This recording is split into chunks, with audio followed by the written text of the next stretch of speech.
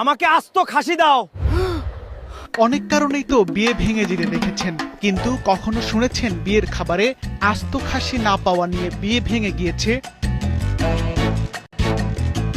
সোমবার ব্রাহ্মণবাড়িয়ার আখাউড়ায় বিয়েতে বর আস্ত খাসি না রাখায় কনেপক্ষের সঙ্গে কথা কাটাকাটিতে জড়িয়ে পড়েন। এ কারণে তার সঙ্গে মেয়ে বিয়ে দিতে অস্বীকৃতি জানায় কনের পরিবার। খাবার খাওয়ানোর পর উপহার সামগ্রী সহ বরের পরিবারকে বিদায় করে দেন কনের স্বজনরা। জানা যায় বরপক্ষের আত্মীয় স্বজনদের খাওয়া দাওয়া পর্ব শেষ হলে বর জুনায়েদ তার ভাই ও চাচার সামনে খাবারের ডালা হাজির করা হয়, কিন্তু সেখানে আস্ত খাসি না দেখতে পেয়ে রীতিমতো ক্ষেপে যান বর জুনায়েদ। বরের এমন আচরণ মেনে নিতে পারেননি কনের পরিবার। ক্ষুব্ধ হয়ে তারা সমস্ত উপহার আর গয়নাকাটি নিয়ে বরপক্ষকে তখনই বিদায় করে দেন। স্থানীয় ইউপি সদস্য আশিক মিয়া বলেন, ছেলেটির কথাবার্তা কিছুটা অস্বাভাবিক মনে হয়েছে। খাসির বিষয়টি আসার পর তাকে অনেকবার বোঝানোর চেষ্টা করা হলেও তিনি খাসি ছাড়া বিয়ে করতে রাজি হননি।